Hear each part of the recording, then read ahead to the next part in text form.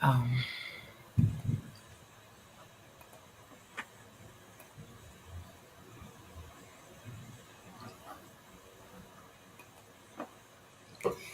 Cheers, everybody, and welcome to Sips and Scripts, the podcast that brings together the best of both worlds, cocktails and movies. We'll dive into an all-time favorite film or explore the latest releases, and we pair it with a delicious cocktail while sharing our thoughts, opinions, and some fascinating behind-the-scenes trivia. So I am Kirsten Jackson. I am a blogger and cocktail influencer at lowcountrysocialite.com. And I'm Taral Bernard, film enthusiast, and sometimes I'm enthusiastic about movies. All the time he's enthusiastic about movies. So, yes, and we have a special guest today, which Taral, he is. Yes. Welcome to the show, and we do have a special guest today. Today, we're thrilled to welcome our special guest to Sips and Scripts podcast, born and raised amid the vibrant vibes of South Florida. He later journeyed to the bustling streets of New York City to hone his craft. With over a decade of experience in mixology, he's not just mixing drinks, he's curating unforgettable experiences. He firmly believes that beyond cocktail crafting, exceptional food and drinks, he's in the business of creating moments that linger long in the memories of his guests. All of this makes it easier to see why he is the semi-finalist in the Great Shake-Up Cocktail Competition this week in Charleston, South Carolina.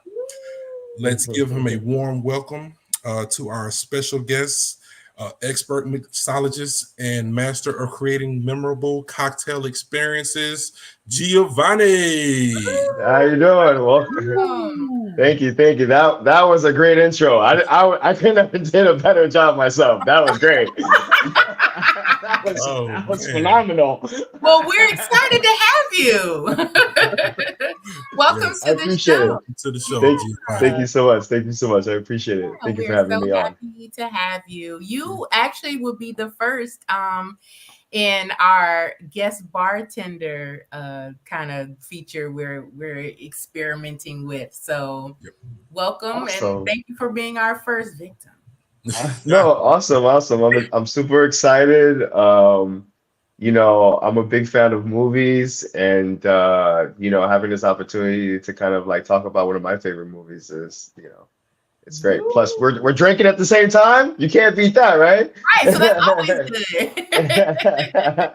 Well, yeah. So, do you want to introduce your film? Yeah. So the film that I wanted to talk about today was the classic 1998 film Belly, produced by Hype Williams, starring Nasir Jones and DMX. I grew up watching this film. It was a cult classic for me. Some of my esteemed panelists here already have other opinions about the film. What? But I think it's an amazing film, and I think what it did to, as far as the technicality aspect, the soundtrack aspect of it, I think it was a really, really great film for its time, for sure. I'm excited to talk about it. Awesome. Okay. Well, first, what we're going to do is we're going to talk about our history with the film, which we do every episode. We talk about when we first saw it, if we can remember, because some of us are a little old, don't remember when we first saw some of these movies. I think it's just you. I think it's just you. Wow, you're like 6 months younger than me. That's massive shade. It's all right. Well, Taral, why don't you start us off? Show Gio how it's done. Give us your history with the film. My history with the film, I don't have much. I know I saw it once in probably, I know it wasn't in 98, so it probably was around 2000 once I was out on my own. Yeah. I'm pretty sure somebody just had it on. We was like, oh, let's watch Belly. And we watched it while I was serving. So that was my first and only experience with the film. It wasn't a film I have ever gone back to until recently. Wow. Okay. All right, who's next, Earl? All right, let's go with you, Kirsten. Okay. Throwing it to me. Okay, so my history with the film is probably the same as Terrell. I saw the film not when it came out because 98 I was 17 or something. So I know I didn't see it then. I feel like I saw it in college, like a few years later. So I remember watching it, and I remember it being very dark. Yeah. It's a very dark, like, and not just like the story, but like the visually dark. Like, what is yes. Right. Somebody cutting the light on in here? What is y'all doing? Like, did they film it in a belly? Because it is super dark. And that was all I really remember. Well, a couple other things, which we'll talk about. But I remember seeing it, and I don't know. I feel like it was probably like, when you're hanging out on the weekends at college and you're just like watching a movie either by yourself or with friends or whatever. And I forgot, and I like relearned this while watching it this time, that there's a belly too. Well, unfortunately, I would say unfortunately as well. And I saw it. I forgot that I've seen belly too. What was you doing? And I saw it recently, or like relatively recent, because I know it's been since I moved back home. Was it drugs? Was I on drugs? Yes. I don't think so. Oh, okay. I was just checking because there would be no reason to check out Belly 2. I think I was just like, I think I had just signed up for Amazon Prime, and it was like right when Amazon Prime was starting to not just be like Amazon Prime for packages, but they were like doing video components and like adding movies and stuff. So I was like, okay, well, Belly 2 is on here and I'm going to watch it. And the only thing, and the reason why I'm talking about Belly 2 and not Belly 1 is because I remember how I felt watching Belly 2 more than I remember how I felt watching Belly 1, because I don't remember that. But I remember them casting the girl from Coming to America. What's her name? The one who played Lisa. Lisa McDowell? Oh, okay. Yeah, light-skinned Lisa. So I remember, and I was like, that's an odd choice for a gangster movie, but okay. But so yeah, that's my history with the film. So Gio, throwing it to you. My history with the film, I was younger when the film originally came out, but I have an older brother, and my older brother, was a big fan of the film originally, so I got to see it. I don't want to say in the movie theater. It had to be like maybe that later that year on like HBO or Stars or whatever, like cable channel that it was on.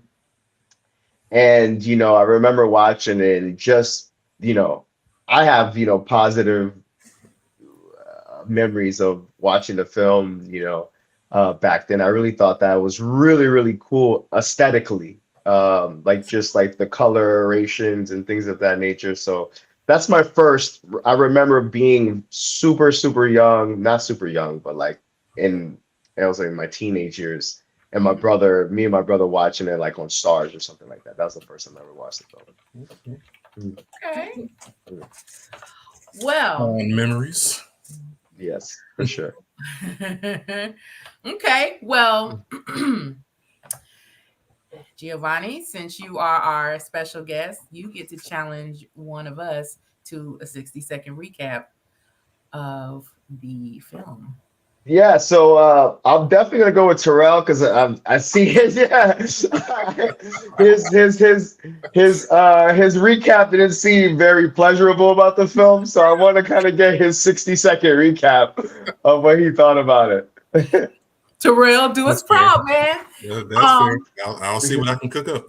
Okay, well, I am going to put 60 seconds on the clock, and Terrell, when you see that 60 pop up, you're on.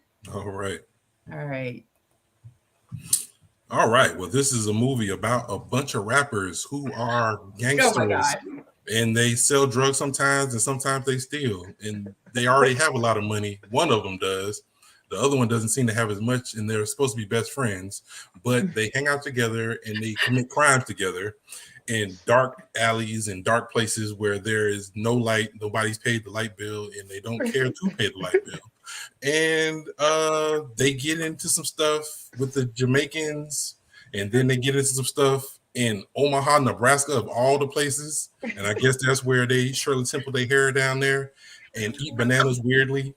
And so a lot of snitching, a lot of shooting, a lot of people you was like, I thought they would have played a bigger part in the film. Nope, they didn't.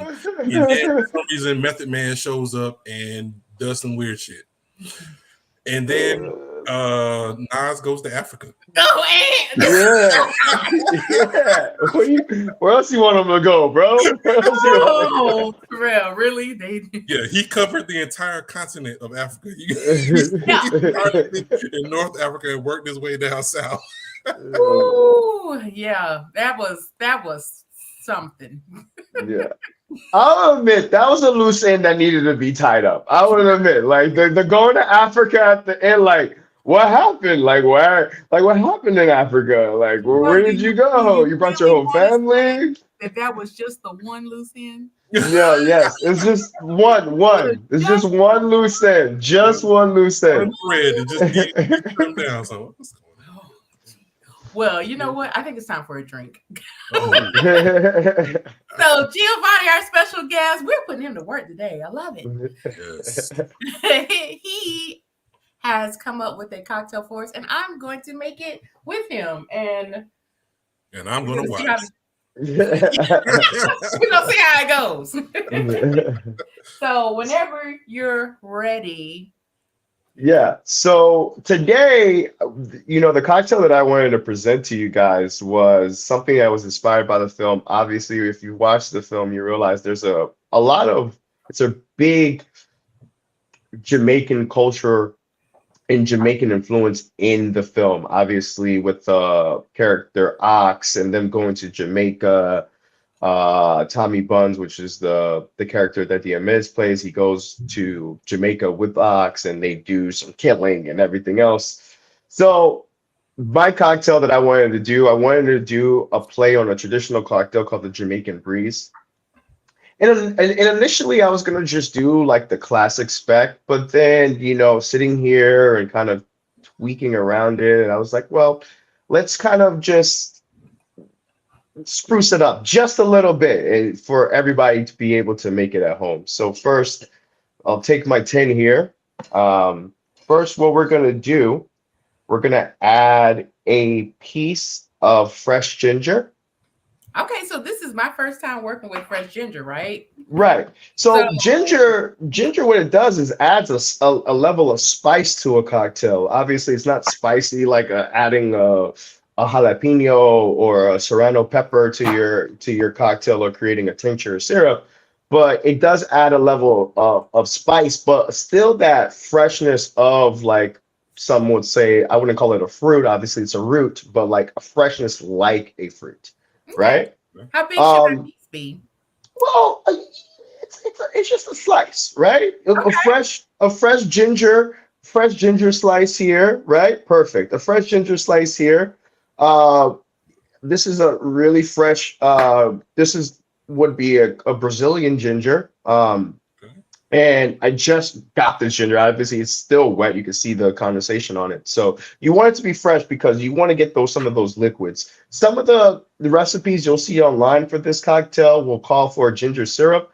I don't necessarily believe in that process. If you want to keep it quick and easy and simple, maybe go that route. But I'm a proponent of always go fresh. Always go fresh. Always go fresh. All right.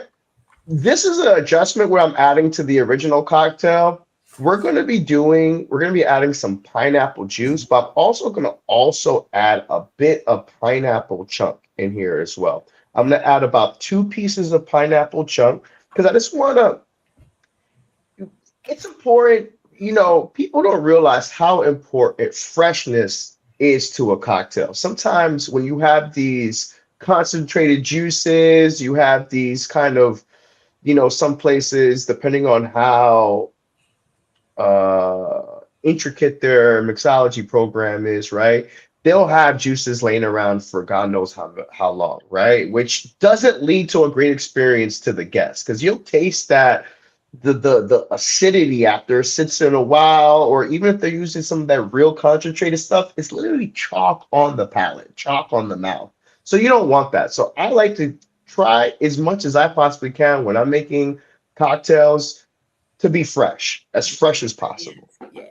Okay. But also, we're also still going to add some pineapple juice, right? But this right here, this particular juice that I'm making right now is a 4-to-1 pineapple and lemon juice. I wanted to add some of the tartness of the lemon. Obviously, we have some pineapple chunks here, and we don't want to make this cocktail overly sweet, but we still want to give it a good balance. So I added it's a 4-to-1 part pineapple juice to lemon juice, and we're going to use about 2 ounces of this. Okay. Okay. Well, Giovanni is making a very stylish drink, and I am at home with the ghetto version. Ah, But hey, you name got brand. belly too. I just want to point out right there. You got the first one. Dole works. Dole works. Dole works. You're gonna,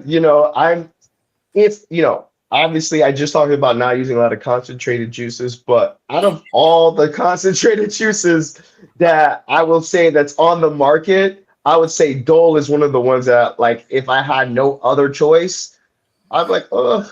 Well, I didn't want you to laugh at me, so I got I'll be Dole. like, but I would say the canned version of Dole is probably is a little bit better. Yeah. Yeah, Dole is fine. We could use Dole as well. All right. What did So you say now, with your hateful ass? What did you say?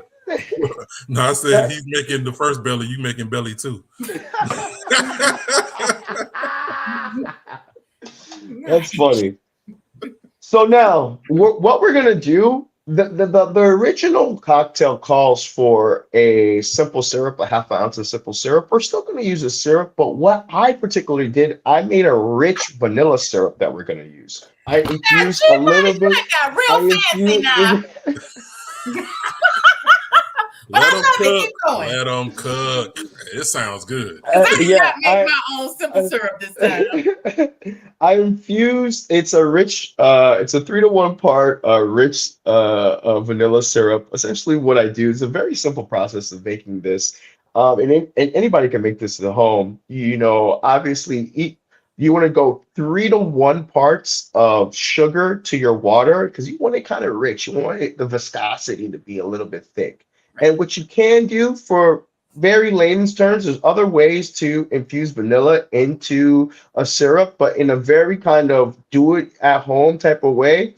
You can literally take two bean stalks, right? 2 vanilla bean stalks, slice them in half, expose the seeds that are inside, and let it sit into that syrup for a couple of hours. Then eventually you'll start just having a beautiful, beautiful vanilla note onto that. The reason why I chose to go the vanilla syrup route is because our spirit that we're using is Plantation Estate, right? Plantation Estate is a signature Jamaican rum. They've been making rum in Jamaica since 1749. But what they do to age the rum and get this beautiful brown color here is that they put it in former oak bourbon barrels. So the aging process in our bourbon barrels is going to add flavors of vanilla, of not necessarily woodsy flavors, but it's going to be vanilla flavors. It's going to be hints of not necessarily caramel, but like a sweetness kind of similar to caramel, right? In the flavor notes of the particular rum. So I just kind of wanted to enhance that a little bit, not too much. Once again, I don't want to make this too sweet. I already have the chunks inside of here. I already so we're using a little bit of lemon juice to offset that. And this is for a spirit, this would be considered on the sweeter side for a spirit. So I don't want to do too much, but But so what we're gonna do, we're only gonna do a half ounce of the vanilla syrup inside of our tin here. And obviously we could go ahead and use a regular simple syrup as well. And then also we're gonna finish this off with 2 ounces of our plantation estate rum here. Giovanni is just really shaming me out because I don't have all of his fancy ingredients. No, it's fine. This is all about the experience of being on the podcast versus making a great drink. No, I love it, and I feel like I'm making a not more realistic, but like easier version for those that are a little too Absolutely. afraid to attempt like making their own syrups and all that stuff. Although it's not as hard as it It's not as hard. So like I said, the DIY, excuse me, way to go ahead and make that cocktail is very, very simple.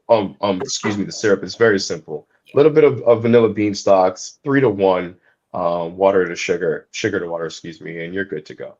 And then finally, you're gonna finish this with 2 dashes of Angostura bitters. The Angostura bitters is gonna come and they're gonna add a level of bitterness, hence the word, and aromatics to the cocktail to kind of like even everything out. So we're going to use 2 dashes of that. Mhm. All right. Okay.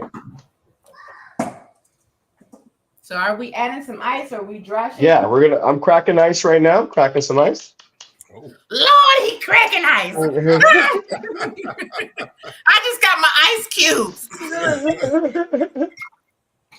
That's all right. Keep it up. I love it. No, it's all right. It's all right. It's no problem. It is no problem, you know? I get paid for this. Crack some ice here. And then we're going to give it a good taste.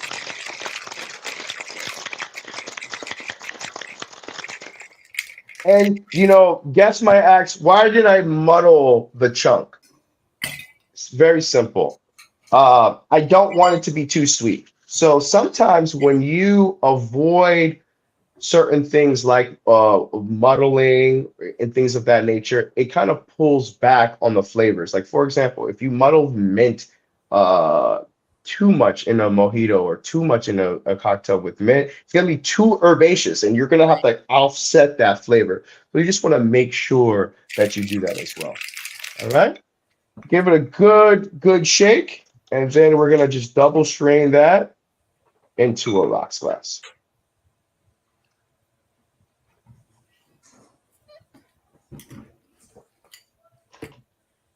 And the original cocktail recipe calls for, I think it was like a lime wheel. But what I did here, I just added a lime wheel, piece of ginger, and a lime wheel, lemon wheel, a piece of ginger, and a piece of pineapple right on top. Okay, well, let me get my lime wheel ready now because I'm still chopping up here. It's all right. Man, this is fancy. Isn't it though? I don't know how much I would pay for this cocktail, but I will. Well, in New York, I can tell you some prices in New York if you want to know. I'm just kidding. Yeah, how much would that cost in New York? How much would that cost? Depending on where you're going, obviously there's some economically affordable places. But if you're going to go to let's say, for example, you're going to New York to experience a great cocktail, you're going to one of the top 50 top bars, we have 6 that's on the top 50 in best in the world list. That's literally downtown. So those cocktails are going to range between 18, 19 up to like 26. I've made cocktails in my day $35, $65, depending on what you're trying to do, right? Like I had a cocktail on one program where we were using sourced vodkas and gins and source vermouths from the 1970s. It was like a vintage martinis. We'll keep the bottle ice cold into the freezer. And then basically what we'll do, we'll take that same bottle in an ice cold glass and pour that bottle, the aged vodka or the aged gin that you're using right table side for you. Ooh, that sounds So good. yeah, so like, and you're experiencing this, right? You're experiencing the spirit that was created in the 1970s. Obviously, we're in the 2020s now, so we're talking about 50 years here. Um, 40 to 50 years here of this thing is sitting in a climate controlled area where or what have you, and you're experiencing that for the first time. So, cocktails can get expensive. That's why uh, there is this kind of market for the cocktail enthusiasts when they go to a great cocktail bar and they want to have something that is elevated. There's a price point for it, but there's also a price point for just if you want to like a vodka soda or a cranberry vodka at the club, right? That might be $16 or You whatever get it the is. experience. You do. The Correct. experience is added in your charge. 100%. 100%. You know what I'm saying? You can't get this pretty face for free, you That's know? what I'm saying. Just kidding. I'm just kidding. But yeah, so cheers to you guys and thank you Does so my much for cocktail look having right? me. No, it's great. It looks amazing. It looks great. Yeah. Cheers. Cheers. Here, sorry, Terrell. I know, right?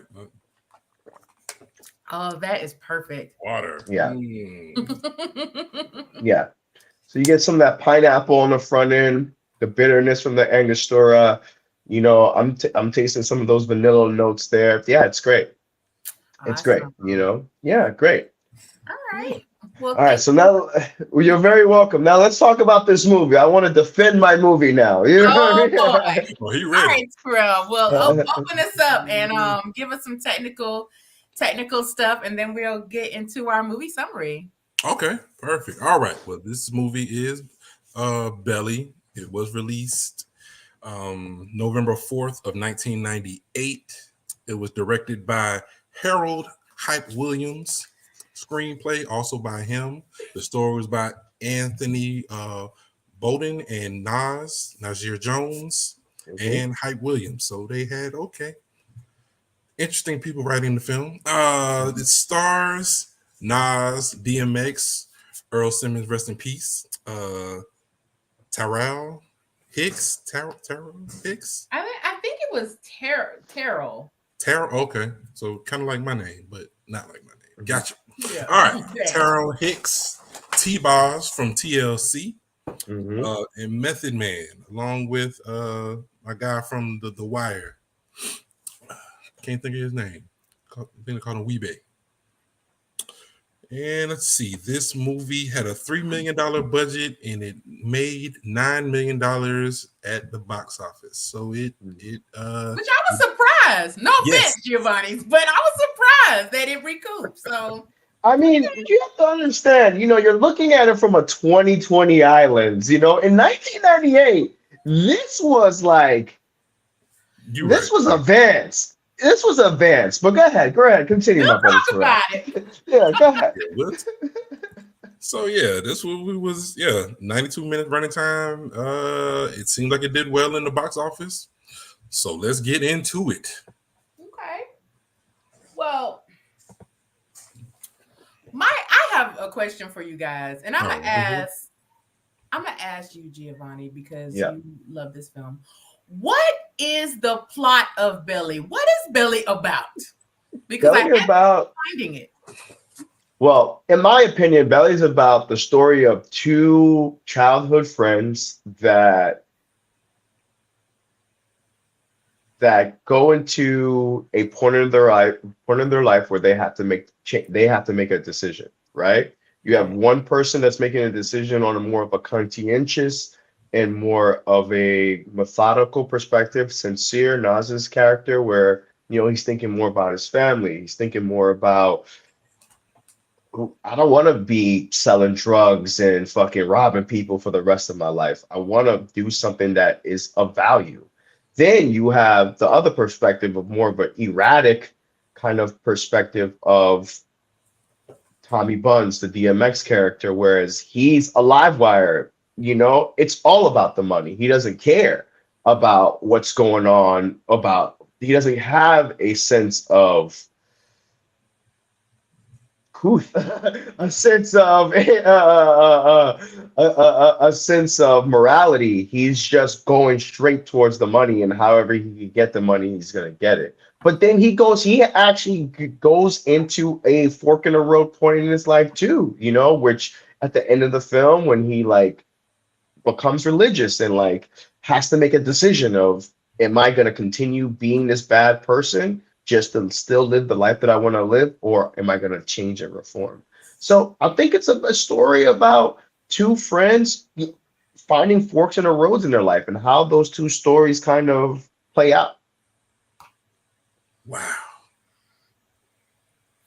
I'm impressed. That was some boy. You sauced that up, man.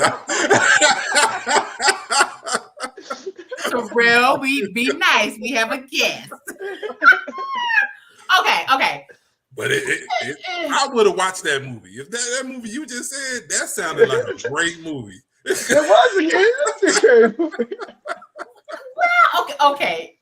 Listen, Giovanni, you gave that movie a lot of grace because I felt like with what you were saying, you're right. It did seem like two guys that were at a crossroads in their life and needing to or deciding which direction they were going to go.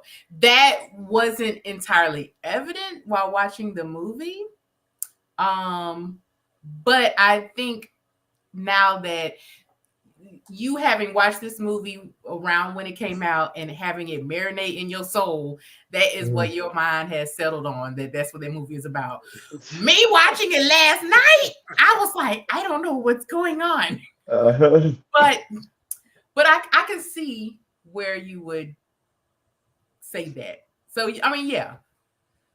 I think, sorry to interrupt. I think, one thing about the film that makes it maybe easy, I don't want to call it difficult to kind of dissect, but it's a different viewing experience. I think Hype Williams did an absolutely excellent job of the visuals and the editing of this film. That I will agree. At that time of that film coming out in 1998, nobody was doing that coloration. There was no IG where you can change the color of your pictures. There was nothing like that back then.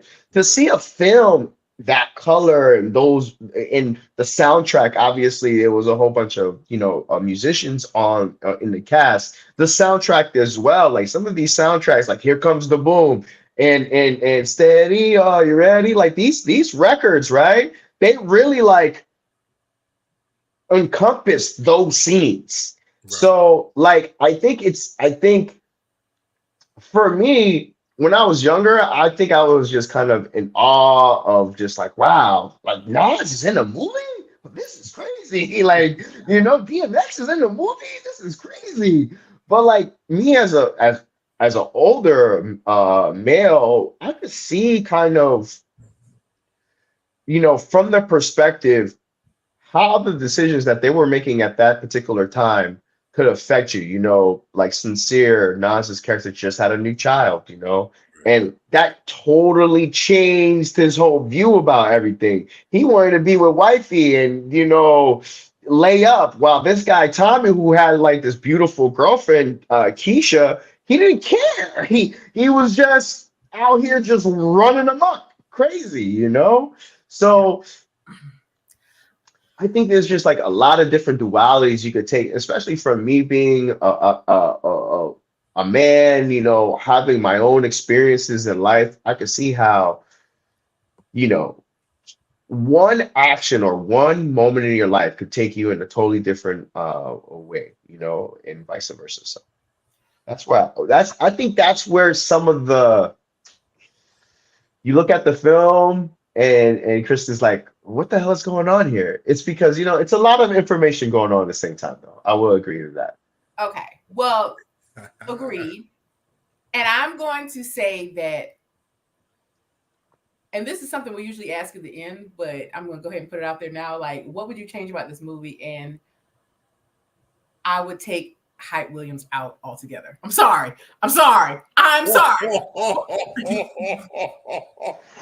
I was not expecting you to say that at all. It's like the star of the film. I have to drink to that. I don't know. Look, let me tell you something. Hype Williams Hype is is good at what he does, and I will say that this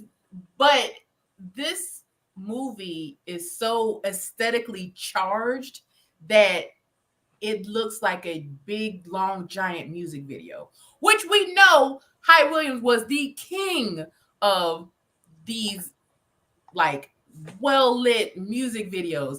And he was one of the first that started really like recording and like videographing or whatever Black people really well, because before that was not done really well. And like he is the king of the color coding, the lights, the greasing the actors and actresses up so they really shine and pop on film in music videos. And to me, it appears like so much time and money was put into the aesthetics of the film that it really wasn't given much plot to work with. So I think the film is beautiful to look at. I mean, it's not my type of film. I'm gonna be honest. It's not my type of film because I really don't like a lot of gun violence. Okay. And that this movie has a ton of gun violence, and that's fine. Yeah. It is what it is. But as far as like the aesthetics of the film, how it looks, the lighting, the angles, like the different shots, that is done masterfully. I will give that to this film. But there are tons of plot holes, tons of questions that you have after the film, like what happened? And then I almost like one situation in particular is when Keisha, popping to the end of the film, when Keisha gets arrested, one, we don't know that she's arrested. We just know that the cops are there. So we have to guess that she's arrested. But when we see her in jail in a couple of the next scenes, okay, fine. You know, movies ain't gonna show everything. Right. But then also, I didn't know that Tion bailed her out of jail until I read the Wikipedia page, because the movie just did not show that. I was watching the whole movie, and maybe it's because I'm a woman. I was really concerned about Keisha. I was like, is she still in jail? What's going on? And then after the movie, I was like looking at the Wikipedia page, and it was like, yeah, Tion bailed her out of jail. And I was like, did I miss that? I know she visited her. Yeah. She picked her up. She picked her up out of jail. She picked her up out of jail. I remember them hugging, but I saw them walking off, and I was like, are they walking off to a visitation seat or to a visitation room? Are they leaving? And it was like, but the scene itself was beautiful because it was in slow-mo. Keisha, even still, she was in orange jumpsuit, and she still looked beautiful. Gorgeous. And Tion coming in, which in her typical T-Boz look, coming in, hugging her in slow motion, and Keisha in tears. It was a beautiful scene, and it was like you put so much focus on crafting that scene that you didn't craft a plot so we could know what exactly is going on. Yeah, and like why did she get arrested? Just because she was there? Like, why did she get arrested? I figured that they must have found a bunch of money in the house because he kept saying that's where my money is. And I mean, it was like a lot of questions. I'm like, that's not my money. I just live here. Then them cops don't want to hear that. I would argue, I would agree with that. There's a lot of, you have to kind of assume in a lot of situations. I assume that she got arrested because just like, I don't want to bring this up, but just like Diddy, they arrested his kids. You know what I mean? Like, when the feds come, the feds are going to come and take everybody, because you could be considered an accomplice to a crime. It doesn't matter if you're just living there. It doesn't matter. You could be, stashing money. You could be whatever. So that's kind of how I looked at it. But I could see that. Perspective where you didn't understand that particular scene. But, I will say the one thing I would say the movie, and I think we're gonna go do this at the end, but like I want to touch on this now. I think part 2 does part 1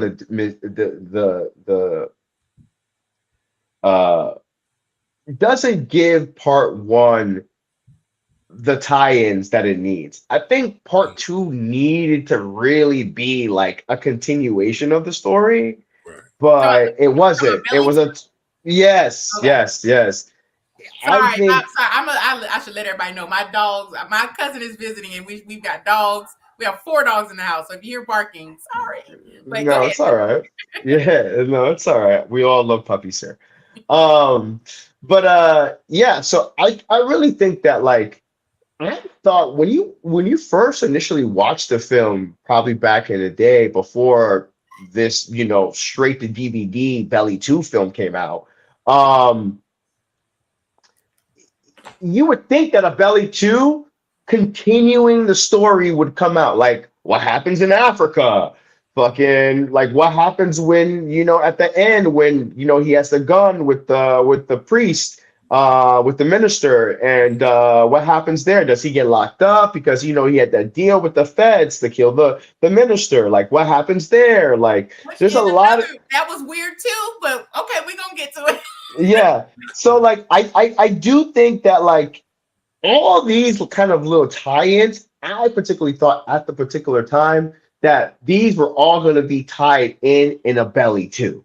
And I think that was the original, looking at the film, I think that was the original idea, but whatever happens, DMX was kind of dealing with some demons in his life. So maybe that was the reason why they couldn't go into actually do a real belly two, or maybe hype was over it. Creatives are like that. Like I'm a I don't creative. think Mike did Sometimes anything else after this movie. he didn't do anything else after this movie, which is a disservice because I really think I think Hype is the star of the film. Hype and DMX are the star of the film, in my personal opinion. Gonna disagree. Huh? Gonna disagree. You're gonna okay? That's fair. I think Hype Williams, aesthetics, and Method Man were the star for me. And now listen, I love Method Man, so okay. But that's That biased. sound biased. Yeah. That's biased. I'm just saying. I love Method Man, but that's not why I say that. I feel like to me, Method Man was the most realistic character in this movie. Yeah, sorry. Really? Oh, yeah. Oh, I don't know. Listen, you get mighty quiet. Don't be afraid to rip Giovanni up. I would say the star of the movie I think the movie should have been based not in New York but based in Jamaica. That was the better story. That was the better script. I mean, that's a fair. You know what? That's not Terrell. You have a valid point there because they could have. They could have really went deep on the story of Lennox, how he got his money, how he's fucking so rich right now, like how was these situations happening in Jamaica and that situation. Why he needed somebody to come all the way from the United States to kill his rival, but okay. Well, no. They talked about that in the film. They talked about that in the film. Well, explain it to me because I missed that. No, they said that they needed to. He couldn't be touched in Jamaica because when they went down to Jamaica, they basically said that he couldn't be touched in Jamaica. There had to be somebody that nobody knew, somebody from outside of the country to touch him. Yet they still found out that it was Lennox, and I was like, "Yeah, how did they put those two together?" Because he had the dread wig on and everything. I didn't know it was DMX. Yeah. He fooled you. It was like Clark Kent putting glasses on. Now you don't know who he is. Okay.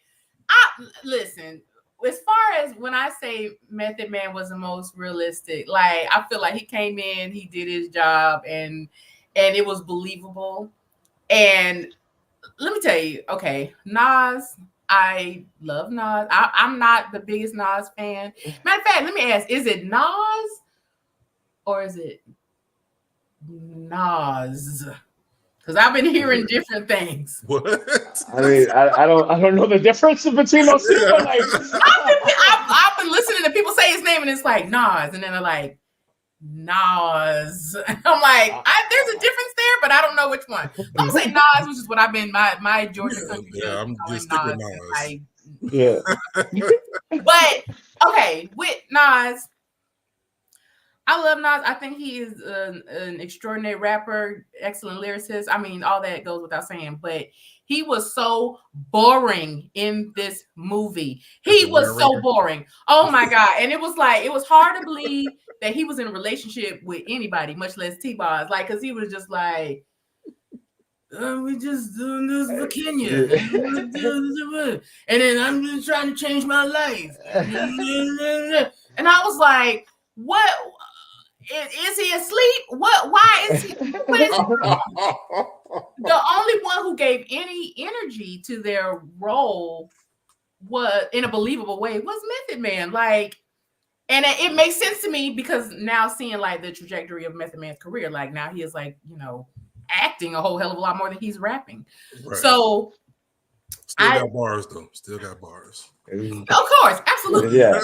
But it's like the acting wasn't all that great. And I get it. You cast a bunch of rappers. I mean, it is what it is. But it just seems to me like if you're gonna cast some rappers, then you might actually like not load up the cast with rappers, like everybody's a rapper or singer or something. You like should at least surround them with some stronger actors so that the acting could be more believable. So the only one who gave a believable performance to me was Method Man. And like DMX, okay, so we know how DMX talks. That's how he talks, that's how he raps, that's how he is. And it was like, this dude is extremely obnoxious. Like, who would rob a bank with him or rob anything with him? Like, what's happening here? A person who wants a live wire on his team, you know? Hell no. I'm not the best person to rob anything with. So like, he was just so explosive and so DMX-ly. DMX-ly? Yeah. DMX-ly. That's and I get it. The characters like this exist in the real world. I that's fine. But it was just like I don't see how DMX even got to the point where he had all the things that he had, because he seemed like he was real street level. Like you robbing a club. Like usually people who are living that large don't do small time jobs.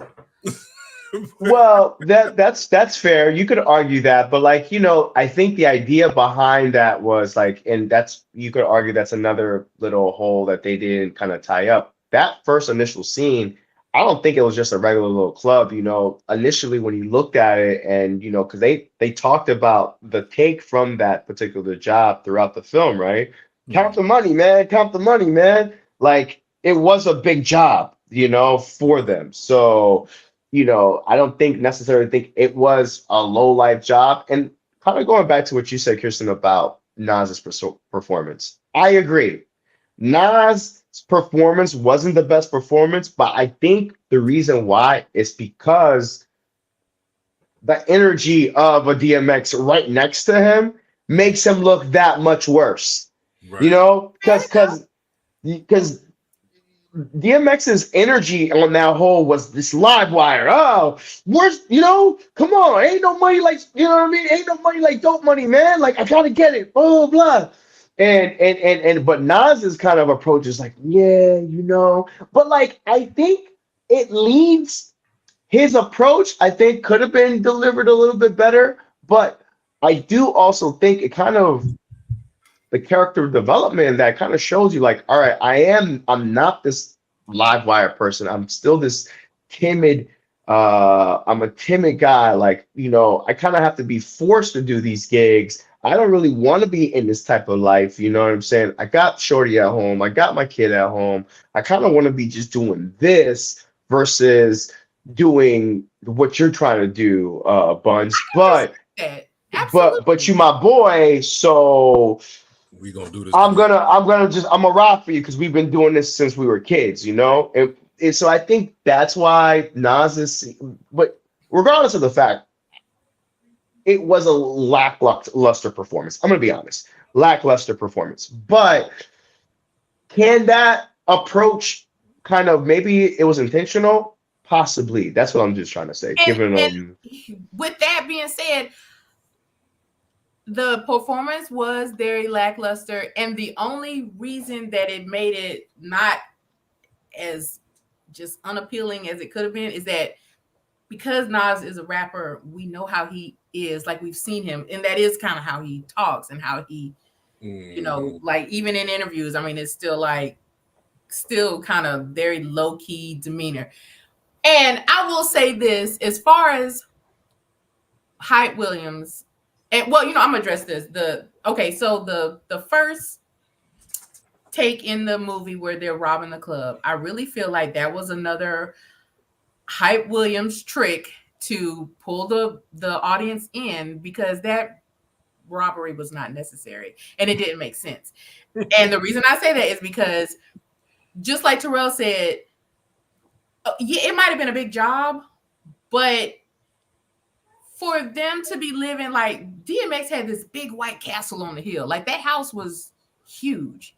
Ain't no way he could pay that no mortgage like that from robbing clubs. Like it just didn't make sense to me. It would have made more sense if they were in the drug game and they were like the masters of selling weed in New York. Okay, cool.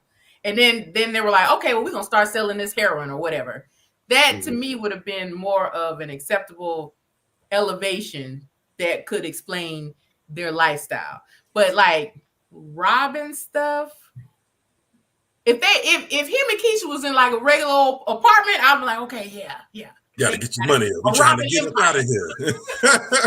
Yeah. But and then like I will say one thing that I feel like that beginning scene was just Hype Williams showing like a whole, trying to throw like a Goodfellas vibe in there, like just a big heist, a big take to like pull us in to show us what type of film we're about to get. Mm-hmm. He took a lot from different Godfather, Goodfellas, Scarface. He took a lot of influences from those films and put that in this film, which is probably why the film was how it was. But I just felt that made it a little understandable. He paid homage. He tried to pay homage. Yeah, he tried to pay homage for sure. And one thing as far as like the difference between Sincere's character and what was his name? Tommy Bundy. Tommy. Tommy Bun. So many names. Tommy Buns. Tommy Bundy. Tommy Buns. But I did enjoy how Hype Williams, with his camera angles and shooting back and forth from different scenes, he did kind of show us like how different and how potent the juxtaposition between Tommy and Sincere. Because like that scene where they're like talking, Sincere and Tion are calm, they're talking about the future, then they end up making love. Keisha and Tommy are arguing, and then they end up fucking. So it's like him mixing those scenes up, that I felt like that was an incredible sequence. I was like, okay, wow, you really showing us how different these guys are. And as far as that, like with Nas's character being so low key, I can get where you grow up doing one thing and then you all of a sudden realize this isn't even the life I want. And I can respect that, but it just felt like, how old were they in this movie? Because it was like, gosh, it seemed like you should have figured that out a while back, because this is like 35. Can you imagine getting robbed? Yeah, by Nas, like, put the money in the bag. Or you could just put it in the envelope and hand it here. I mean, like, what? It just wasn't very believable. Wow. Well, that's fair. I will say that's fair. I think you have some valid points there. Thank you. I think you have some valid points. No, not. I'm not. I think you have some valid points, but I believe that, for one, that first scene, could you argue that like, oh, how did he get this nice house? But it's like 98, you know what I mean? Like, let's be honest, like to get a house in Queens in 98, probably, $500,000, you know what I'm saying? I will give you. Yeah. So like, it's not like if we're dealing with inflation now, I'm probably being a little bit too real, but like, I believe that if they were in the business, let's say for example, they were not just because in my purview and what the movie kind of like explained to me was like they weren't just in the business of robbing, they're in the business of drugs, they're in the business of this and that. So they could have been into other things that got them there's certain type of status and wealth, right? You Yep. know, so and the juxtaposition between Tommy and Sincere, Tommy was willing to do more things for more, so that's why he had more, right? Whereas Sincere was still this guy, he's in this book and he's reading self-improvement thing books and everything else where he was a little bit timid. He was even timid to go out to Nebraska. Oh, you want to sell dope now? Like that was that scene when they're in the car and he was talking to him about the new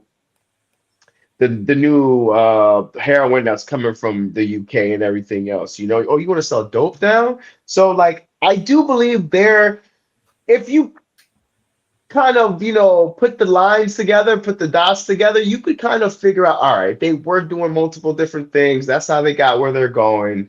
The first scene is just a scene, whereas, it's just one of many jobs, right? You know what I'm saying? One of many. So, but I have to agree with you where it's like, there is like, when you watch a movie like another movie, right? Like one of my other favorite movies is it's Interstellar, right? Interstellar has all these different plot points, whereas like they kind of tie it all together, tie it all together, tie it all together, tie it all together. So I understand what you mean by that, but at the same time, I do think you've been really giving hype the business today, but but I really do think hype was the star. Like hype. No, I You can totally you said that Hype's aesthetics were the star of this movie. Not Hype, because he didn't deliver a complete project. But No, especially for when the they cut the lights out, because I was yeah, like, man, what is who? You couldn't see who was in the movie. Like if I was in Belly, like who gonna say I wasn't? Who I gonna tell thought me that I was wasn't cool there? It was though. dark. I don't know. I thought that was girl, you cool. better The go get your check. inverted. I thought that was cool. They kind of like inverted kind of thing. But you have to understand, it's 1998 when this film comes out. People doing that in films was like not like, we don't have Agree. like we didn't have like the technology that we have as far as like, now films are so beautiful and vibrant. When you look at like, I don't know, like a film like Avatar or something like that, right? Where it's just like Yeah. so beautiful, right?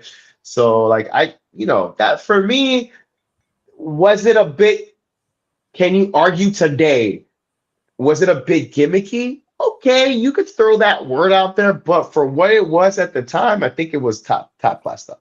Top class stuff. I agree, and it makes sense for him to make the movie the way he did, because music videos in the 90s, that's what they looked like, and Yeah. that Mhm. was, for a lot of people, the view into the hip hop street life. That was the vantage point. So why would you not make a movie that is hip hop charged, has gangster themes, and not make it look like the music videos? That makes sense, and I think he did a good job as far as that. But it being a group project, it was like, he did his part with the group, with the aesthetics, but the plot just wasn't there enough to support it. And I think the actors in the movie, they're giving it their best shot. I can say that they're trying. And they're not all experienced actors, so you also have to Right. take that into account. Yeah. But let's shift gears a little bit and talk about Hmm. Keisha's character. Okay. Yeah. All right. Now, since I'm outnumbered with the testosterone in the room, okay, Oh wow, really? yeah, but I feel like Keisha was such an important character. Now, Taral Hicks, her acting, I think, because I know she was in A Bronx Tale, which I have not seen, but I hear that performance was a lot better.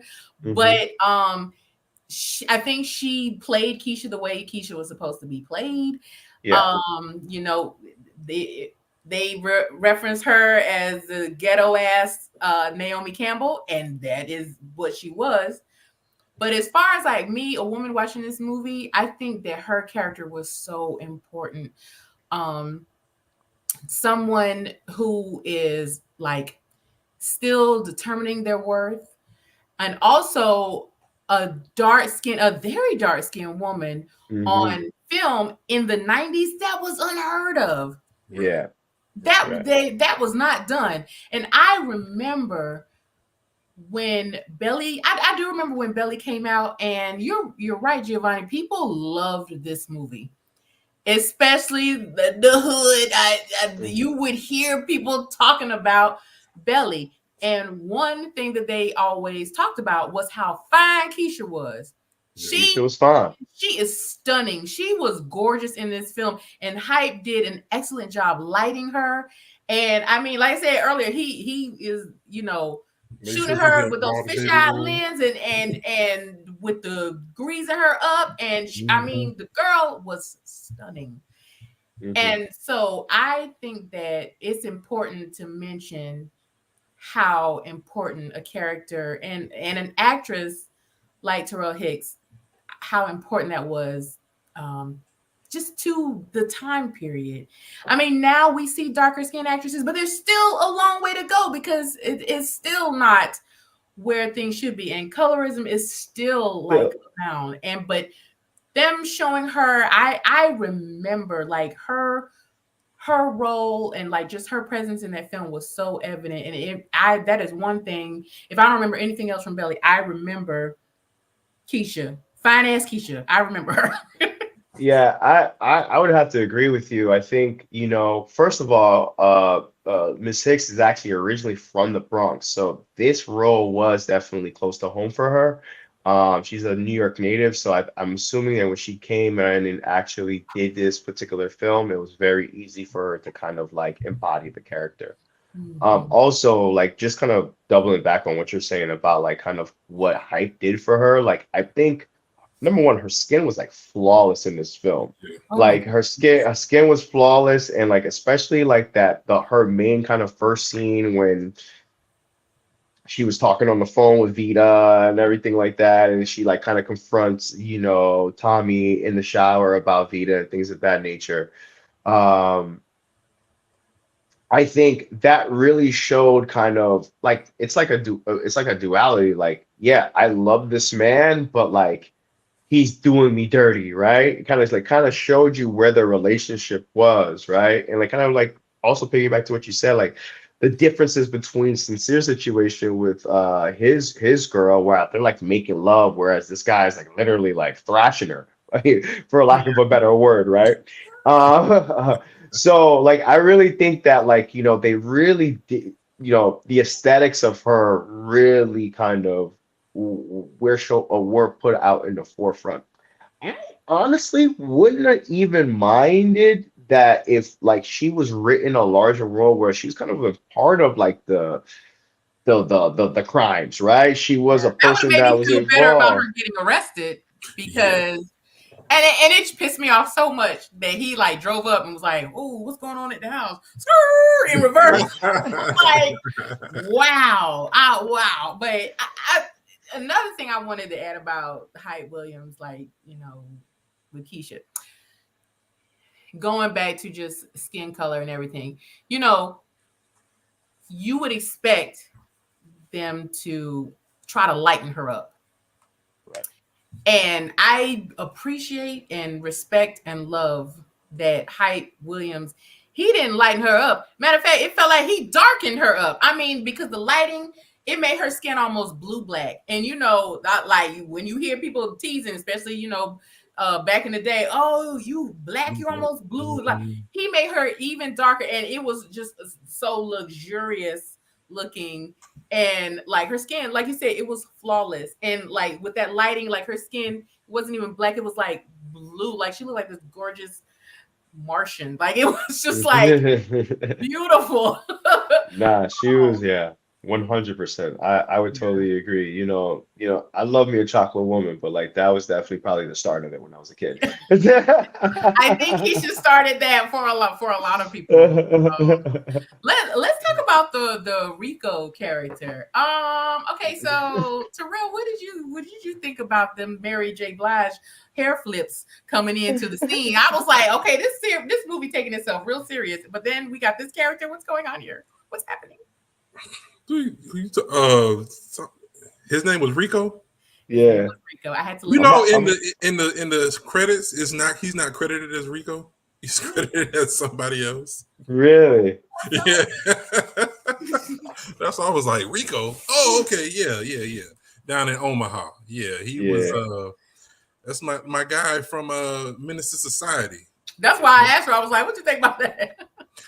I think I heard something, and I don't want to repeat it because I heard he was supposed to play a bigger part in the film, and when he found out that he wasn't, he just was like, "I'm gonna jack this film up, and I'm gonna put this wig on, and I'm I'm gonna eat this banana." That banana scene is classic. Absolutely classic. I'm about to drop a dime on them. I'm about to drop a dime. And that whole scenario did not make sense to me, but I was like, okay, well, whatever. I was like, everybody was. That's the thing I was surprised at with this film. Everybody was snitching. Nobody was safe from snitching. They was like, we snitching on everybody. We don't care. Snitching on you. Snitching on you. Somebody called the police. I was like, it was crazy. And I was like, okay, so moving to the whole agent person coming in, I was like, damn, it sure was easy to convince DMX to infiltrate this group and take down the leader. And then I was like, damn, what's going on? DMX was like, no opposition. He didn't even say, nah, I can't get down like that. He Like, didn't. what again? Yeah, he said Give him some resistance. Not who do you want me to kill?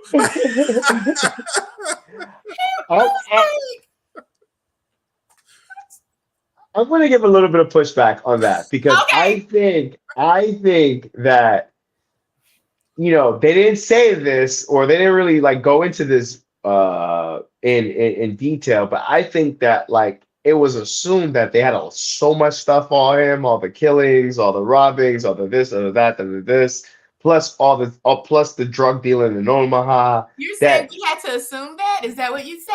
I'm not saying that. Yes, I'm saying that there was a level of kind of creative imagination that had to be used for that particular kind of portion of the story. Whereas, like, he came up and was like, "Hey, listen, man, like, you know what you did. We have you dead to rights here, right? So, are you going to cooperate, or you're just going to go down the river?" And I think that's where that came from. And going back to the Rico character, I really think that Rico, I think a lot of dudes in those type of like situations will do the exact same thing Rico did, right? Rico, you got some dudes out of New York, you're from Nebraska, you already know sometimes people outside of New York think of New Yorkers a certain type of way, or this or that, look at them, look at those guys. Even in the scene, he's like, man, they push it real hard. The dude behind them, they push it real hard. They push it real hard, Mm-hmm. So like they're infiltrating in his space. They're taking money out of the pockets of him and his team and his family. So sometimes you have to go the route less traveled to get where you're going. So I think that's what he did in snitching on the guys, so for his business to kind of still flourish, but he ends up dying in a botched, scene. But if you're running, let's say you running Omaha, Nebraska, you got all the drugs, you the main man down there, you got your hair feathered up, you was good to go. And then there's some people from out of town just come in and just take over the whole thing. But if you have a better product, But if you have a better product, right? Like, if it's, let's talk about business here. Like, obviously, I haven't done anything of these things in my life. Wink, wink. I'm just kidding. But like, if you have a better product, right? And it doesn't matter if you're selling cocktails or you're selling insurance. It doesn't matter if you're from the town. I'm gonna go with the better item, especially if it's the price point is better, especially if it's an overall just head and shoulders better product. I think that's business 101. So I think that's why people were leaning towards him. And from my readings of how controlled substance abusers, react to certain things like heavy drugs, like a heroin, this, that, and etc. Um, sometimes they want the harder hit, right? And I think that's what they were trying to portray in that scene. Well, I'm gonna go ahead and just make this assumption, Giovanni. Yeah. And I'm gonna apply it to the rest of us too, because we grew up watching music videos in the 90s. And to me, like, I already said like multiple times, this movie is like one big long music video. And I feel like because we're used to music videos and how they were generally structured in the 90s, that is the only reason why we're able to understand this movie. And I feel like somebody, like, okay, like if one of like our old host who's not with us now, if Kayla was here, I don't think she would understand this movie because it was much younger and she was part of that generation where they don't even make music videos like they used to. They don't even make as many music videos. Right. Yeah. Mm-hmm. So, like, we learned how to be like, they selling drugs, not at the club, not shooting somebody. So we were like, yeah, they making money. Yeah, like we knew what was going on. And I feel like in this movie, you had to like suspend your dependence on plot and like words to get you there and focus on the scenes. What you mean? Nas was spitting knowledge. Y'all tripping. Nas was narrating that thing beautifully. Yeah, I mean, speaking of that, I mean, and I'm gonna push back on a little bit of that too. Speaking of Nas and the writing of the story of the film, right? There's a scene where he it's towards the middle to the end of the film where he meets like a young man on a step on like a stoop or no a bench, excuse me, a bench in a park. And the young man talks about his encounter with another gentleman on the roof, and he had to shoot him, blah, blah, blah. That's actually a verse in the song One Love that is just portrayed in the film. And I think that's why Nas got some of his writing credits for the film, is because they integrated some of his like more eye-opening verses in the film. Like literally, if you listen to One Love, if I'm not mistaken, it's the second verse. It's literally that scene where he goes up to the young man like, yo, what's going on? Like, yeah, man, I had to do blah blah on the roof, blah blah, the shit is still hot. But he literally raps this, and this is before the film was released. Right. So I could only surmise that what Hype did was Hype listened to that song One Love and was like, yo, bro, we have to make a scene out of this, and they integrated it in the film. So, I think that from a creative to a creative, I think that's amazing. To be able to create something out of words and you visually create it and like intertwine into an already kind of going story. I think that was it. I think that was cool. So I have to give Nas a little bit of grace. Just a little bit. And like I said, I look, Nas is okay with me. He was boring. He almost put me to sleep a little bit. But and I do remember that scene, and I could see like it was, you could kind of tell like you really just snapped the last piece of the puzzle into place, because I'm like, okay, that makes sense that scene would go that way and all that talking. All that talking. But yeah, I just, it's just like you could take any 3 minutes from this film and put it over a song and it would fit. It would fit. And I'm not even saying that to like come down on the film. Like I think that makes an aesthetically pleasing and really nice looking film.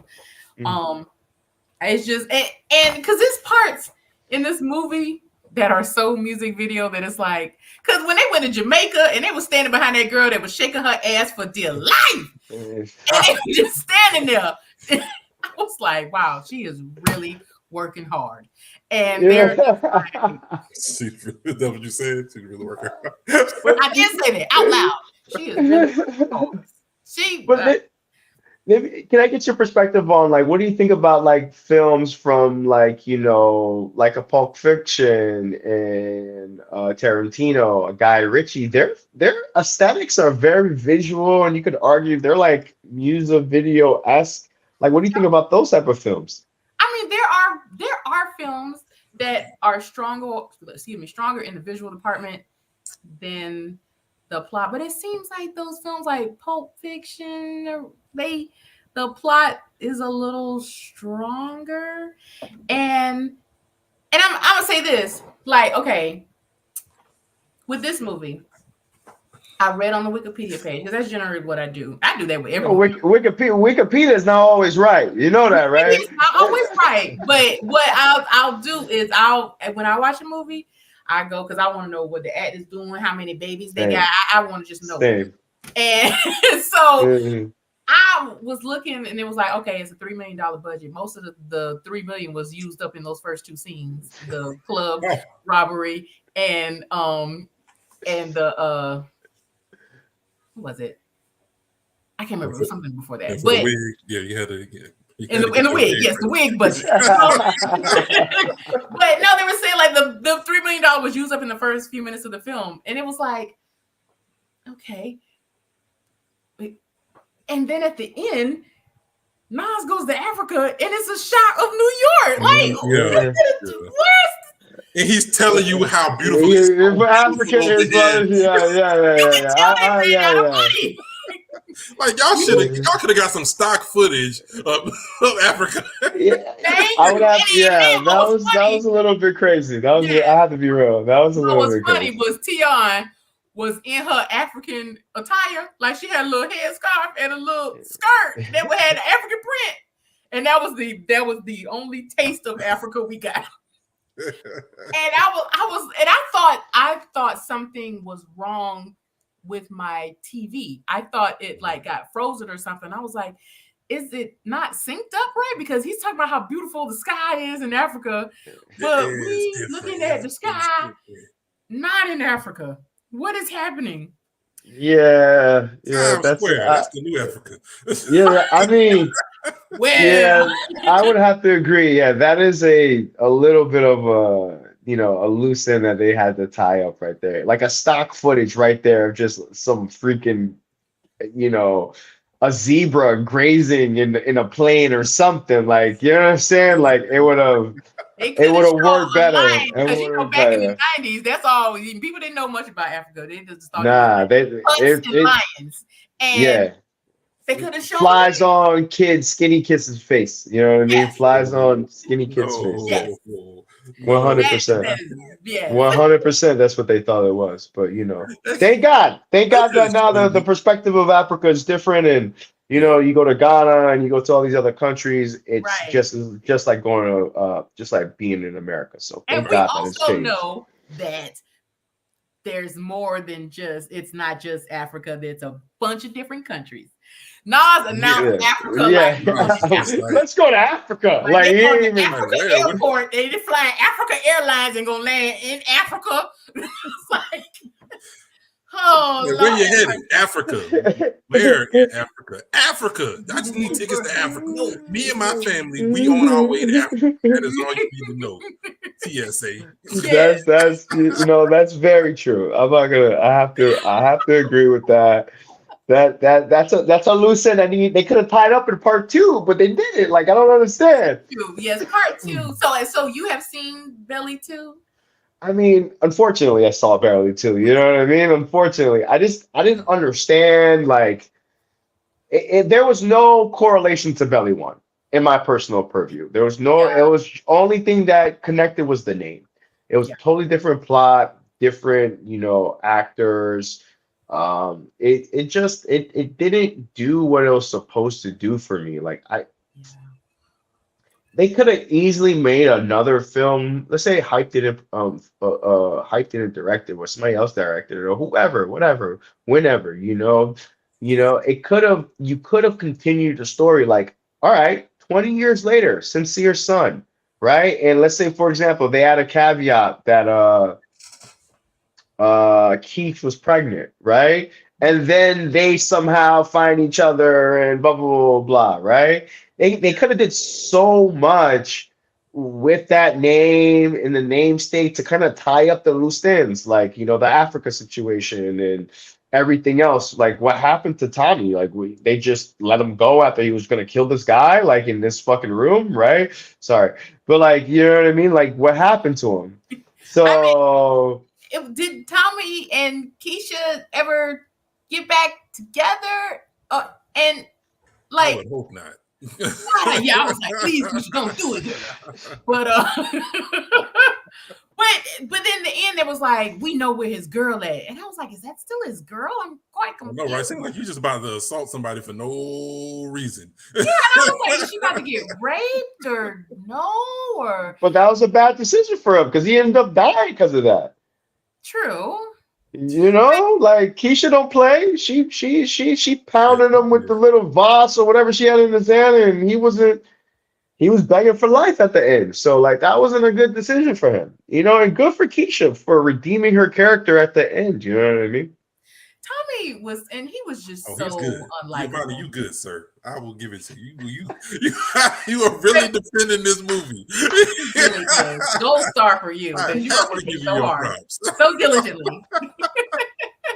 Everybody I try to go down, he's like, nah, but if you go this way and turn around over here, then you You get back on know, the same hey road. man, you gotta stand up. You gotta, what did Malcolm say, man? If you fall for anything or whatever, you fall for anything. I don't know. I forgot the point, but the little figure of speech. But you gotta stand on your square, right? You gotta stand on your square. You guys had some valid points here.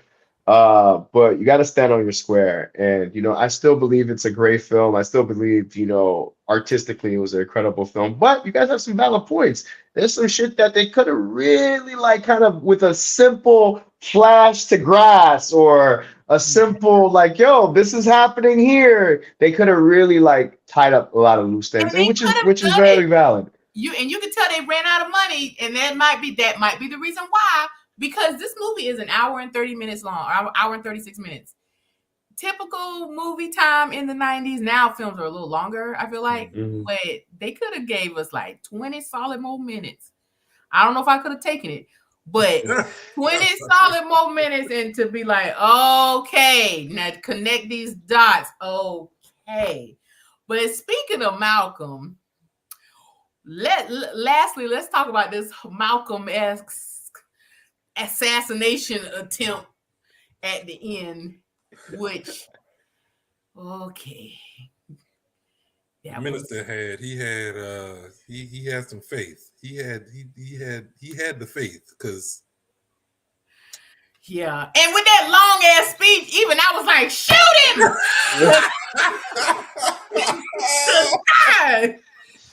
man. I mean, yeah, I think that could be a character could be closely related to like a Minister Farrakhan or somebody like that who has such this presence against his people, and that's why if you close one eye and squint with the other, maybe you can see kind of Louis Farrakhan up in that.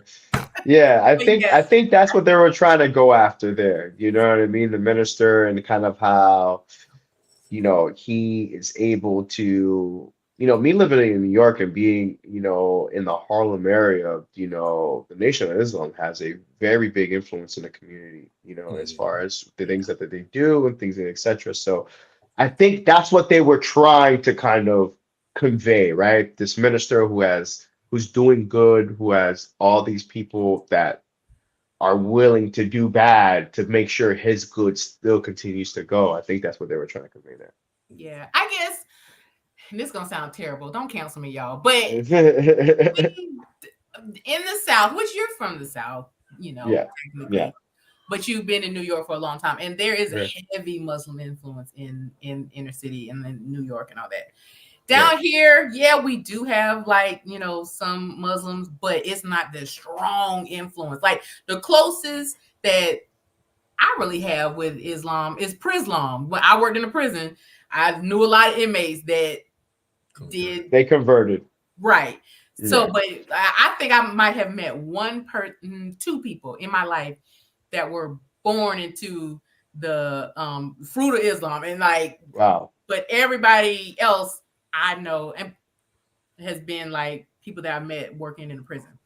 So when I was like, what are they trying to do with this scene? I mean, I guess, and then it was unclear whether it was Muslim or it was Christian. Like they never did say, like it didn't look like brotherhood. Yeah. Even though I know, like globally, Muslim looks very different. Right. But it was just like, once again, and I feel like I've said it 10 times during this episode, what's going on here? So, but yeah, y'all have any final thoughts with that scene or with any other scene? No, I think this was a great I look at the film a little differently now after this. You know what I mean? You guys killed my vibe. To destroy your childhood. No, but I think I still believe that it's a great film, but I do agree that I think if it was done today, they would have did it a little bit differently. But like I do agree, like yeah, totally. they could have. I think we can all agree here. It's that they could have did a little bit more with just the story itself, right? A little bit more kind of meat and potatoes in the story, and it would have made a lot better film. I think I think you're 100% right. I think the focus was on the aesthetics, or you're looking at these rappers and singers acting, and like the main part of any movie is the story. If you look at any story, that's why movies like they're based off of films. Like some of the best movies and shows that I've particularly seen are based off of a film. Like I don't know if Dune and the Three Body Problem. These are all based off of like series of books that you could go, and you have hours, you could even argue weeks of like actual literature to read. So there's like meat and potatoes there. I think I would definitely think that like if it was done today, that story would have to be bolstered up a lot more, because there is a lot of just empty holes for sure. Right. I totally agree. I do feel like this had the makings of a fairly decent hood classic. Fairly decent. It's still a hood classic now. Don't disrespect. Don't disrespect.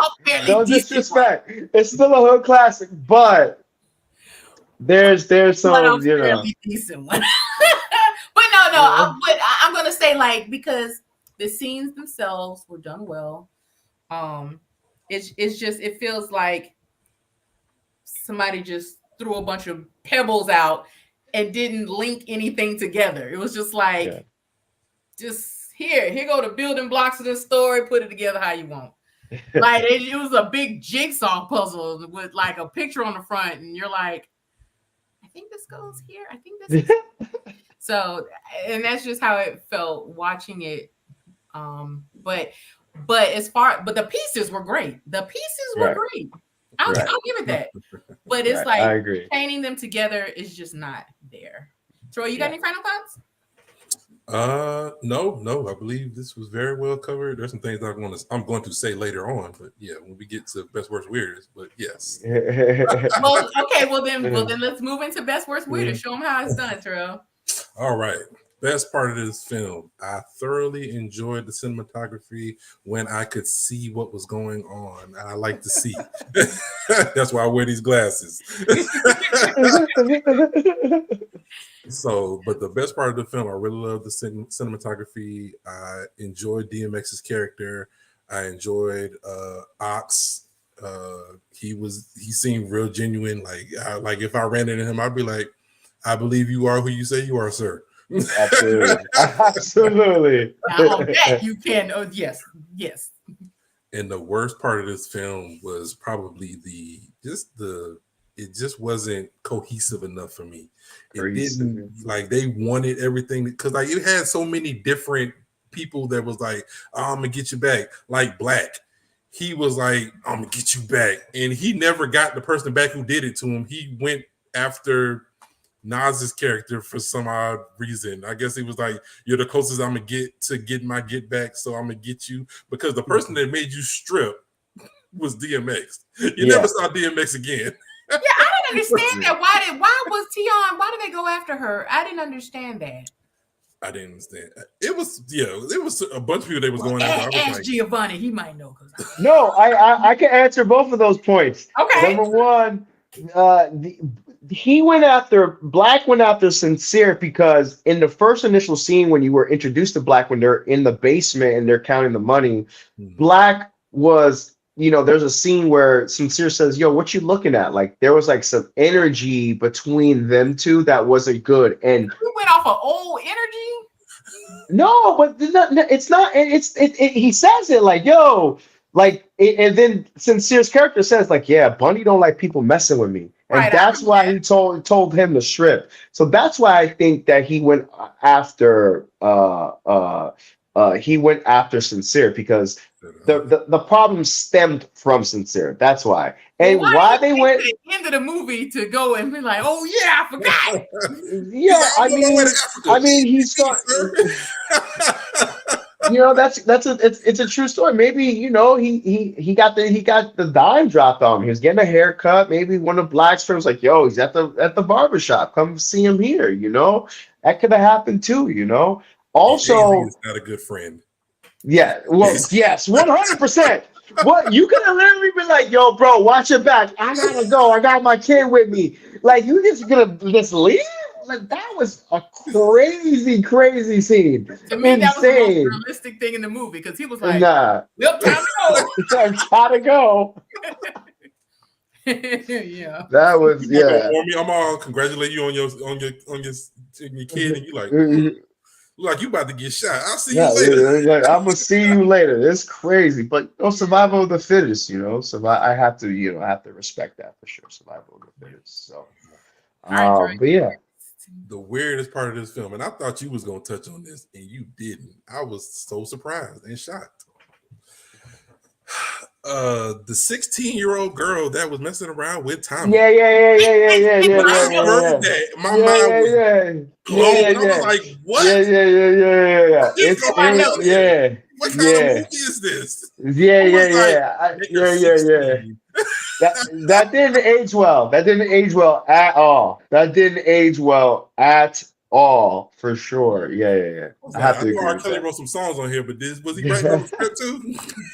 Hey, well, okay. Believe me, I actually was gonna mention it was in my notes, but I was like, okay, we running out of time. But that was disgusting. Weird. And then I'm like, who is this 16-year-old girl with this big decked out? Like, who are her parents? Obviously, she has them. Like, why are they not like intervening? Gross, and then it got grosser when she was like, we've been friends since I was little. And I was like, why is this grown-ass man friends with this little girl? Yeah. And then grooming her to suck his dick. Like, what? Yeah. No, he wasn't grooming her to suck his dick. She was sucking it. She was definitely sucking. He met her when she was a child. And I was like, that was some disgusting shit. Yeah, you're right. Yeah, it was that didn't age well, but it goes to show, like, Tommy's character was just like this reckless guy. Unlikable. He was, DMX's character Tommy was he was doing wild stuff, dude. Yeah. Wild stuff. So yeah. Well, let's throw it to you, Giovanni. You want to give us your best, worst, weird? Yeah, I think similarly, I have kind of very similar best, worst, weird. My best is going to be obviously the aesthetics of it. It was a beautifully shot film. The coloration of the film, how he shot Keisha, how he shot just different parts of the film. I thought it was amazing. The worst part of the film, and I have to agree with you guys, is like the loose ends that weren't tied up. Hindsight is 2020, and I think they would have made a different film today if they saw what they made, you know. But I would say that would have to be my, the worst. It's just the loose ends not being tied up. And the weirdest, you know, Terrell, I think you took it right out of my mouth, man. Him kind of messing with this little girl, man, it was kind of weird, like was kind of weird. And it wasn't like, you know, it, she played as if, and the character was dressed as if she was a little girl. It wasn't like, she was grown for her age, Yeah. whatever the case may be. She had the lollipop and everything. So that was a very weird decision. 98, predatory behavior was still a fucking violation. So I don't know, understand where that came from. So I would have to say that's my weird too, man. Was Vita's character? She played the character right, but that was definitely weird. Like I could have seen like if they would have said 17, I'm turning 18, but 16, bro, and you knew her Yeah, before. then you That's don't have that's that's that's that's that's that's a little bit yuck for sure. Okay. Well, I'm gonna agree with you guys. The best, the cinematography and the shot, but I think specifically for me, it would be just Keisha's appearance and just her character, her role, just like aesthetically, she was just gorgeous, and she is one of the most memorable parts of this film. Um, the decision to like cast the blue lighting on her is just, it was a decision, and I think it was a risk, and it paid off like exponentially, because like I said, her her presence in this film, everybody know dark skinned Keisha, everybody Hmm. know what you talking about, Keisha from Belly. So Hmm. um I think that is the best. The worst, yeah, definitely the plot. And I feel like, like I said earlier, I struggled watching the movie, but I didn't struggle as much as someone who would be like 15, 20 years younger than me would Hmm. would struggle, because this is what we were given. This is the media we were given. So we knew how to decipher. Yeah. So um but like I said, it had the makings of, and I ain't gonna say like this awesome, amazing piece of cinema and craftsmanship, but I do feel like, had there been more plots and less guesswork, we could have had a better film. Yeah. Um, so that would be the worst. The weirdest, gosh, I feel compelled to agree with you guys about Vita's character. Mm. I'm gonna try to go in a different direction. Uh, God, that is just right in the forefront of my mind, like, because it was so Yeah. disgusting. Um, Yeah. but I am looking at it in my 2024 eyes. Well, after the Me Too movement, so it is definitely a pressing issue. And I feel like, gosh, why don't I remember being appalled by this? And I guess, I don't know, like Yeah. those movies and stuff like kind of change the way you look at the media and that you take in. Mhm. So, Hmm. and I've experienced that with a lot of films. Like I'll watch it in my older age and I'm like, oh, I watched this. This was disgusting. Yeah. So, but yeah, that was quite weird. I'm also gonna say it was just weird to not include stronger actors to kind of encase these rappers and like let them lean on the stronger actors. Yeah. That would have been pretty cool. But it was just like, this is a rapper salad, and we're just gonna mix them all around and wish them well. So yeah, but yeah, so that's gonna be the one of the weirdest for me. So yeah. So we're gonna move into Happy hour. happy hour. It's happy hour. Woohoo! Mhm. This is a portion of our podcast where we choose a character from the film that we would like to sit down with. Who would you sit down with and have a cocktail? Hear more about their story. Terrell, I'm gonna have you go first. Who All you right. having a cocktail with? I'm having a cocktail with Sincere. We're gonna sit Okay. down. We're gonna map out this trip to Africa. We're gonna figure out where we going. I know he said he was gonna stay there forever, but what country are we going to stay in forever? He said it was the 90s. He had his hut picked out. He was gonna be in Africa. That's it. We're gonna figure this thing out. We're gonna take a drink and we're gonna sit down with a map, find out, it's 98. We're gonna jump on AOL. Do a quick search. Got to find out what country we gonna reside in. All right, Terrell, who you kicking it to? Who's having a drink? Giovanni. Let's see what Giovanni.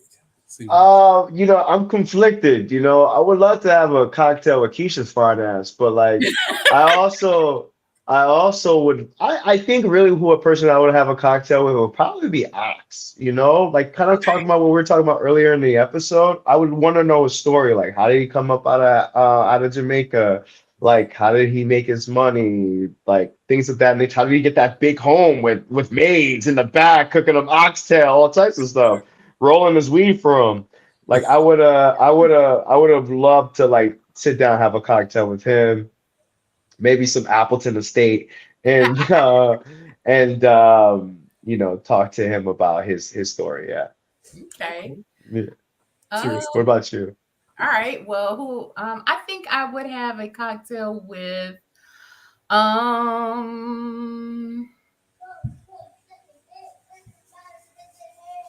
think I wanted to have a cocktail with who was the guy with the feathers in his head? Oh, yes. Sosa. Yeah, because I was like, man, I wish we could have known why we need to be so scared of him. A word. One word, no words whatsoever. But we were supposed to be just like, nobody can touch him. And I was like, he look like he can be touched. He can be touched. Absolutely. 100%. So yeah, I think that's who I would have a cocktail with, because I want to know more about Sosa. So all right. Well, Terrell, what are you binging this week? This is part of the podcast where we talk about what we're watching on TV, because everybody's binging something. So Terrell, what you binging? I'm watching X-Men 97. Okay. Oh wow. Yeah. I know y'all like, oh wait.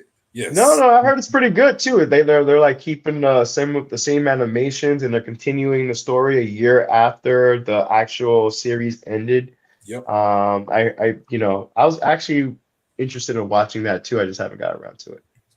Yeah, so far so good. I'm thoroughly entertained, and I'm impressed at how they were able to keep that story going from 96.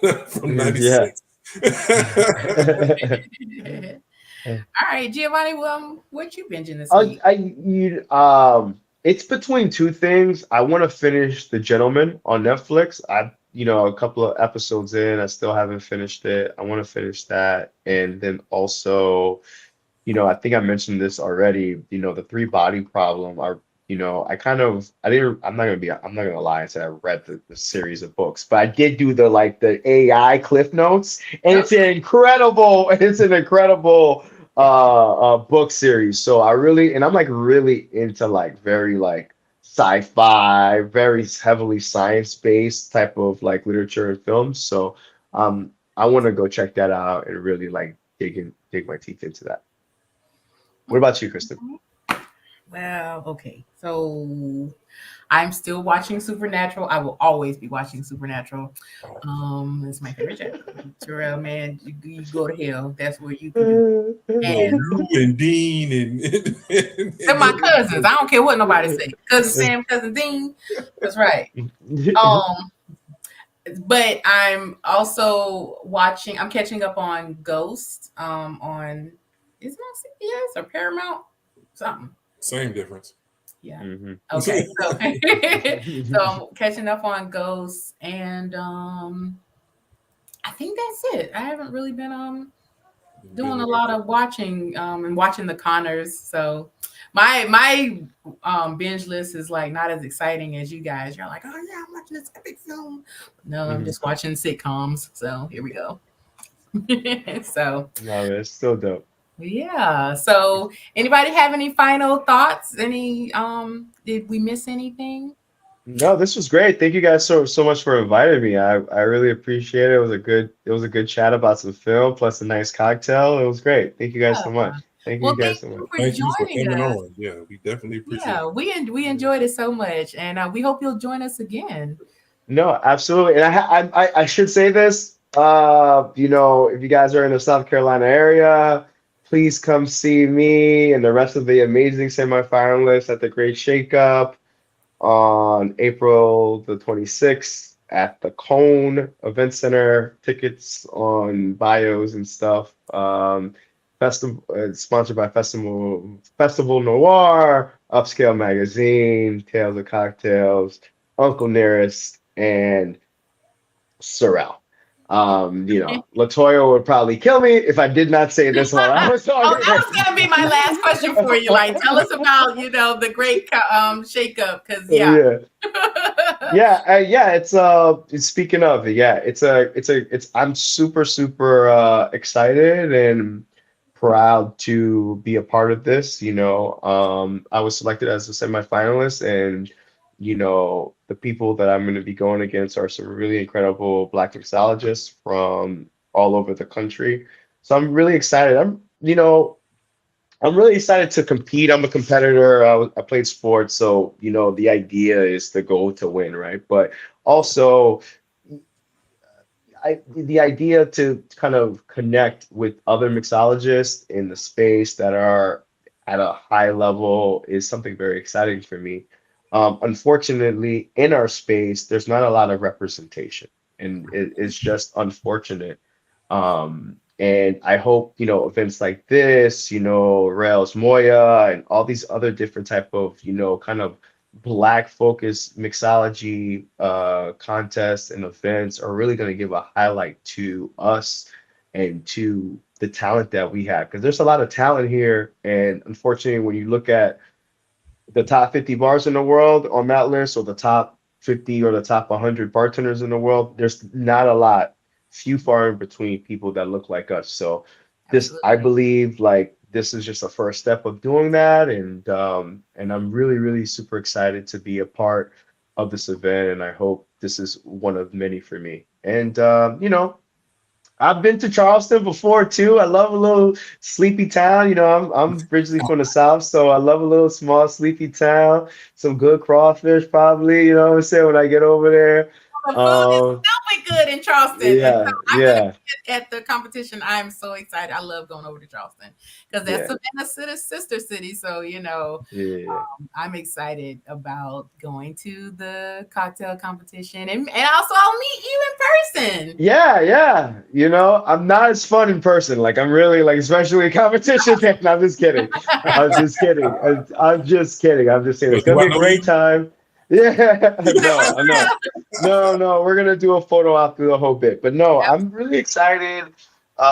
It's the Festival Noir people, Latoya, they have this whole itinerary lined up for us. We're gonna be doing um tastings and educations, and we're gonna be visiting, local bars in Charleston, and obviously the day party and competition on Friday, the 26th. Make sure you get your tickets. They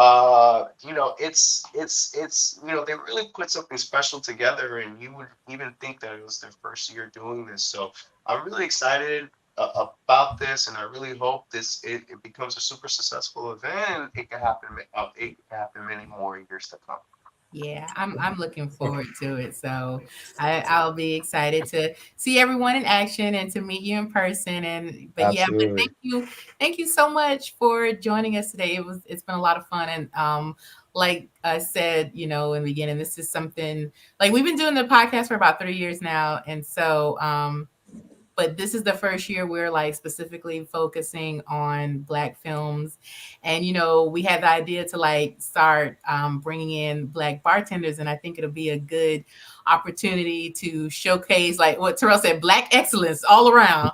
Yeah. So, Black excellence. Absolutely. Absolutely. Black excellence all so, around, you know?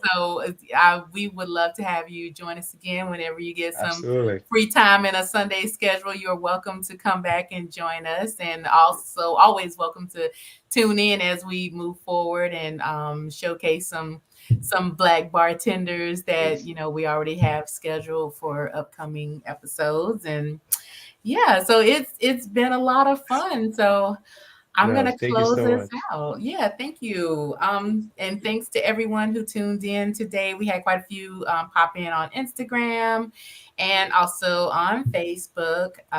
We had a great time discussing Belly and a great time listening to Giovanni just defend his film just for dear life. Just, but he did a good job. Yeah, gotta stand on your square, man. You know? Yes. So we hope you enjoy listening to our thoughts and insights. And if you want to know more about Sips and Scripts, you can head to our website, sipsandscriptspodcast.com. There you can look at past episodes. Also, stay tuned to our social media. We're on Instagram and Facebook and now TikTok. Yes. So, Awesome. so we've got little clips. Yeah. So it's just Sips and Scripts podcast on TikTok. So. Okay. Awesome. Cool. Awesome. And we would love to hear from you. If you have a film that you'd like for us to talk about, or if we missed something today that you want to add to the discussion on Belly, or if you just want to say, hey, what's up? Just send us a message on social media, or you can hit the website and leave us a voicemail. So until next time, that's our show, and cheers. Cheers. Bye-bye. Thank you so much. Thank you. Thanks. All right. So